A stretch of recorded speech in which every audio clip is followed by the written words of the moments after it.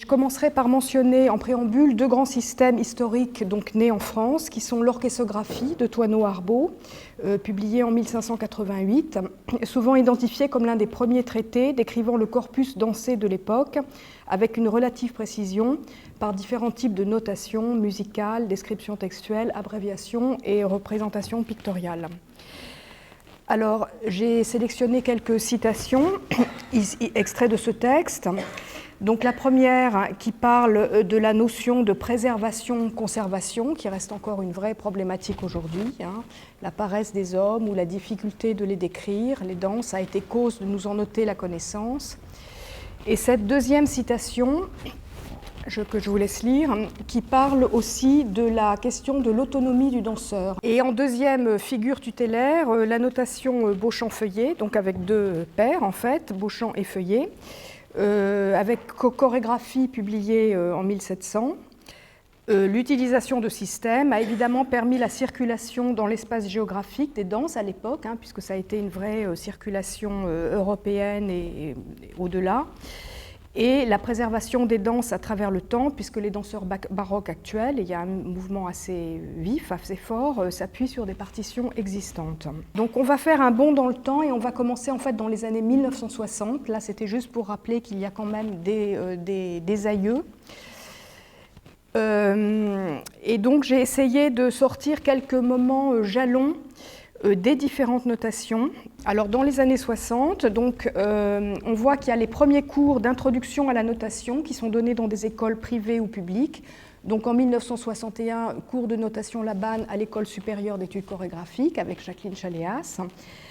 C'était une école qui offrait une formation pluridisciplinaire et qui délivrait un diplôme de professeur de danse avant que le diplôme d'État n'existe. Voilà, donc c'était une école assez importante par la constitution de l'organisation des études. Dans les années 70, je n'ai relevé, alors encore une fois, il y a sûrement des lacunes, que le congrès de l'International Council of Kinetography Labanne à Chantilly, organisé sur place par Jacqueline. Dans les années 80, ça commence un petit peu à se densifier. D'abord, l'introduction de la notation dans des cursus universitaires, à un moment où la discipline danse est elle-même en train de se structurer au sein de l'université. C'est en quelque sorte une histoire parallèle et mêlée. La notation occupait une place cependant assez limitée dans les différents cursus, comme une discipline annexe, pas vraiment reliée aux autres disciplines. Et en général, c'était l'équivalent d'une UV ou même d'une demi-UV.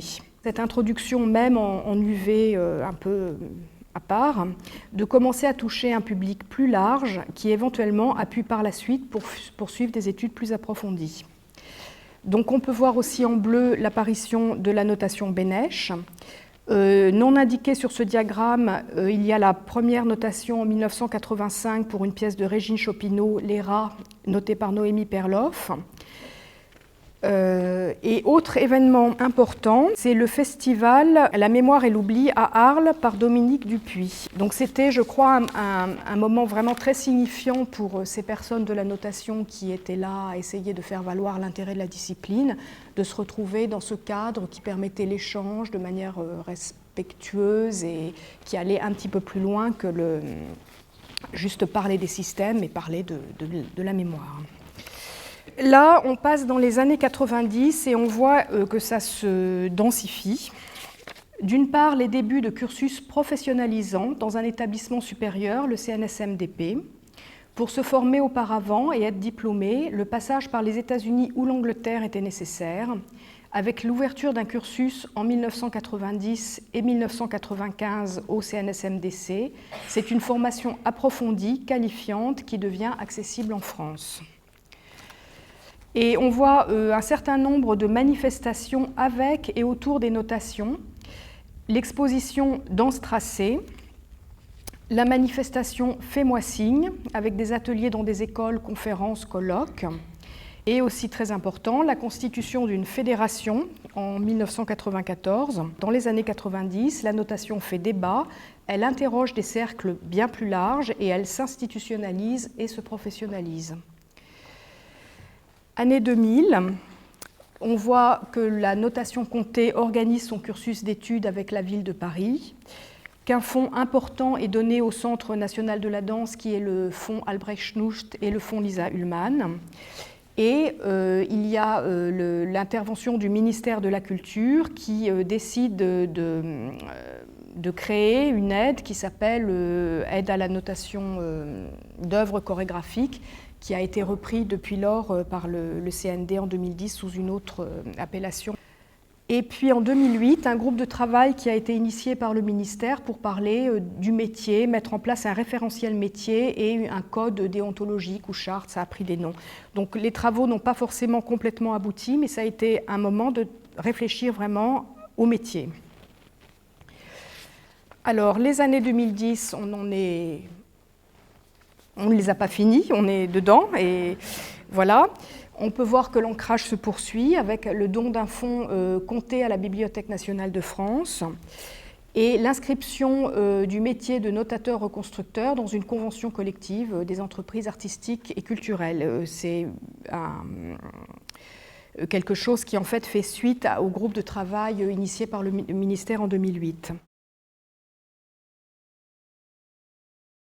La première illustration que j'ai choisie pour cette petite présentation, c'est pour d'abord faire un lien avec le passé. On a eu un rappel historique fait par Marion et également puisque la notation feuillet, dont vous avez une illustration à l'écran, est un point d'ancrage assez fort dans le système de notation Laban. Et donc ce système d'écriture qui graphiquement vient représenter la trace du parcours laissé au sol par les exécutants du mouvement, c'est quelque chose qui a beaucoup aidé Laban dans sa conception du système. C'est quelque chose qu'on va trouver avec cependant une difficulté qu'avait rencontré le système Beauchamp-Feuillet, qui est en fait la difficulté liée à la lecture de la partition. Dans son traité de chorégraphie, Feuillet indique d'ailleurs qu'il y a une difficulté dans la lecture, puisqu'il faut toujours se représenter que la feuille représente le lieu d'exécution du mouvement, et que donc le haut de la feuille représente toujours la présence, c'est-à-dire l'avant du lieu, là où est le roi. Si on veut pouvoir lire la danse, il faut pouvoir tenir la feuille toujours dans le même sens que le lieu. Je m'explique. J'ai ma partition avec moi, je lis ma danse, mais si d'aventure je dois tourner, il faut que la feuille ne tourne pas pour que je sache où je continue à aller. C'est exactement les revendications qu'il préconise dans son introduction, avec tout un tas de conseils à suivre, avec si on tourne d'un quart de tour, il faut que la feuille tourne d'un quart de tour dans l'autre sens. Si on tourne d'un demi-tour, ça devient compliqué parce qu'il faut regarder derrière soi. Et heureusement, si on tourne d'un tour en entier, la situation avec la feuille reste inchangée, dit-il. Donc ça, c'est quand même quelque chose qui a travaillé Laban pour dire, tiens, il y a une importance des appuis du corps qui laissent une trace sur le sol, qui également a une forte représentation graphique de ce qui concerne la moitié droite et la moitié gauche du corps, mais il devrait pouvoir trouver une parade à cette difficulté, comment représenter un sens de lecture qui soit toujours vrai pour celui qui lit. Donc je vous propose tout de suite d'entrer dans la description du système lui-même. Donc il y a un sens de lecture vertical qui est donné à la partition, qui du coup renvoie à la verticalité du corps humain. Cet axe vertical invite Laban à penser un système qui se lit de bas en haut, de manière à ce que l'information se déroule quand on tient la feuille au fur et à mesure devant soi. Donc c'est la raison pour laquelle la ligne centrale du système, qui est représentée ici en bleu, vient représenter l'axe central du corps, qui divise les informations qui vont être présentes sur la partition en une moitié gauche avec des colonnes dans lesquelles on va mettre des signes ensuite, et donc tout ce qu'on verra à gauche de la ligne centrale concernera la moitié gauche, et de la même manière, tout ce qu'on verra représenté à droite de la partition représentera les mouvements de la partie droite du corps. Et donc, vous voyez ces colonnes virtuelles dans lesquelles les signes sont placés. En fait, Laban va y associer des parties du corps pour savoir, en fonction de la colonne en question, on va voir de quelle partie du corps il s'agit. Je vous l'ai dit, sur la partie centrale, qui est l'information primordiale du système, c'est où je suis. C'est donc les informations de support du poids du corps qui vont être inscrites dans cette colonne. La colonne suivante qui concerne les mouvements des gestes de jambes. Donc, à l'aide de ces colonnes, on distingue déjà à l'intérieur d'une portée tout ce qui va concerner le poids du corps ou la jambe quand elle ne supporte pas le poids du corps. Sur les colonnes extérieures à la portée, la banne va indiquer tout ce qui concerne les mouvements du haut du corps, qui seront donc tout ce qui concerne les mouvements du tronc et de ses parties, les inclinaisons, les torsions, les flexions du buste, les enroulements de la colonne vertébrale, etc. Tout ça va être indiqué à droite et à gauche. Dans les colonnes suivantes, on va mettre les gestes pour les bras. Et il y a autant de colonnes que nécessaire pour indiquer des détails d'informations dont on aurait besoin, qui ne sont pas systématiques. Je pense notamment à l'orientation des paumes ou des mains, au mouvement des doigts, aux inclinaisons de la tête, aux expressions du visage quand il y en a, quand on fronce les sourcils, ou quand on a des directions de regard qui sont importantes à indiquer, ce genre de choses.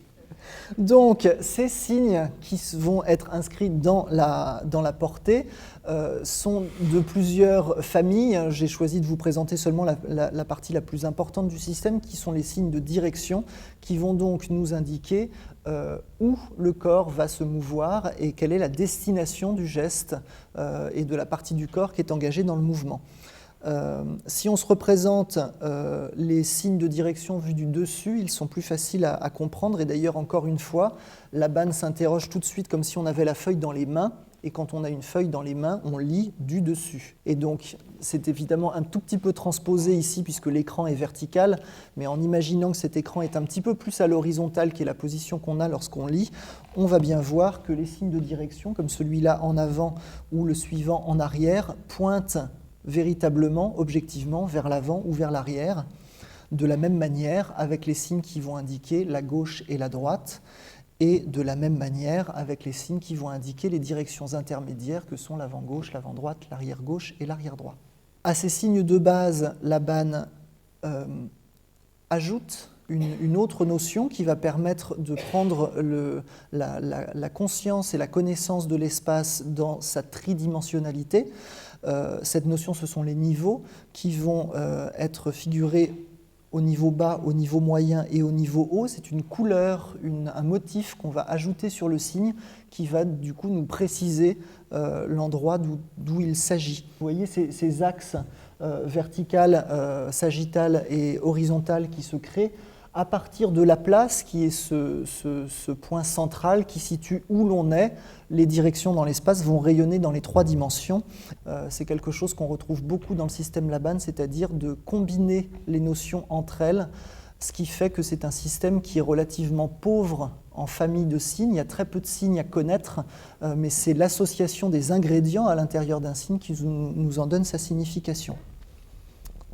Pour vous montrer comment les informations se déroulent dans le temps dans une partition, ces signes de direction vont être également proportionnels au temps qui passe.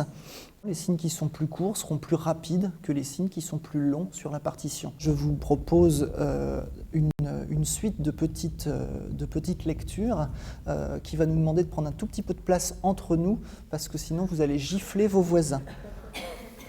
Vous voyez dans le premier exemple que les signes sont au même niveau. On a 2 signes ici qui nous indiquent la position de départ. Ici, les 2 signes ensemble, à nouveau, ces 2 signes ensemble, c'est de ci et ci de ci. C'est-à-dire que dans une partition, quand on verra les signes les uns à côté des autres, c'est évidemment que l'information va se dérouler dans le même temps. Donc la simultanéité du mouvement va être indiquée par une lecture horizontale. On a donc le bras gauche qui vient en avant droit, alors que le bras droit vient en avant gauche. Ce qui fait donc un croisé pour les bras. Ensuite, ce signe en place, mais avec un niveau haut, qui nous renvoie à l'information au-dessus de, donc où les bras vont venir à l'opposé de leur situation naturelle, qui est vers le bas. Là, on va mettre les bras vers le haut. Ensuite, les bras sur le côté à droite et à gauche. Attention à vos voisins. Et ensuite, les bras vers le bas. Si je choisis une pulsation, on va dire à peu près 1 seconde par temps, on aura donc une information de mouvement, un vide qui indique qu'il n'y a pas de mouvement. Un mouvement, un vide, un mouvement, un arrêt, etc. Quand on n'a rien d'inscrit, c'est qu'il ne se passe rien dans le mouvement. On y va, les 4 temps pour rien, 1, 2, 3, 4, et 1, 2, 3, 4, 5, 6, 7, 8. Petite précision, quand on a ce séquençage de mouvements, on en arrive vite à imaginer des positions. Et on a un peu cette erreur de lecture qui est un peu naturelle de faire je vais à 1 et j'attends, je vais à 2 et j'attends, je vais à 3 et j'attends, je vais à 4 et j'attends. Sauf qu'il y a quand même la durée de ce déroulement de mouvement-là. C'est pour ça qu'on a bien affaire à des informations de mouvement et non pas à des informations de position. Et donc, sans avoir besoin de l'expérimenter, vous voyez avec les 3 autres exemples qui sont situés à la droite du premier, qu'en fonction du rythme des informations qui se succèdent dans la partition, du coup, un phrasé de mouvement en ressort, avec par exemple, je pense à l'exemple 3, qui a une continuité d'informations. Ce serait donc le même mouvement qu'on a fait tout de suite, sauf qu'il n'y aurait pas de temps d'arrêt. Cette source du système comme une inscription par signe de ce qui est en mouvement, c'est une des clés qui est très importante pour comprendre comment ce système fonctionne et qui est aussi une information qui est à débattre. Je vous en parlerai dans 2 minutes sur la présentation du congrès, puisque ce sont des éléments qui sont importants pour faire vivre un système, de savoir les souches sur lesquelles il repose fondamentalement. Le Congrès international de notation Laban. C'est donc une association internationale qui a été créée dans les années 60 afin de permettre aux différents spécialistes de la notation de ce système de se rencontrer et d'échanger. Et donc ce congrès, enfin cette organisation organise un congrès tous les 2 ans qui se situe pour des raisons pratiques dans un continent différent à chaque fois. Et il se trouve que ce congrès, qui est donc destiné aux notateurs formés, mais pas seulement, puisqu'on voit quand même qu'il y a certaines personnes qui ont un intérêt professionnel, on va dire, dans le mouvement, et qui du coup se servent de ces congrès pour aller rencontrer des chercheurs qu'ils n'auraient pas l'occasion de croiser dans d'autres circonstances. Il est organisé pour l'année 2015 au Centre chorégraphique national de Tours. C'est remarquable à plus d'un titre. La première, c'est que c'est la première fois que ce congrès est accueilli par un centre national de création contemporaine. C'est un témoignage de l'intérêt de la circulation de ces informations dans le milieu chorégraphique et le fait également que ce ne soit pas destiné qu'aux seuls spécialistes de la notation, puisque les notateurs sont au service des contextes dans lesquels ils évoluent.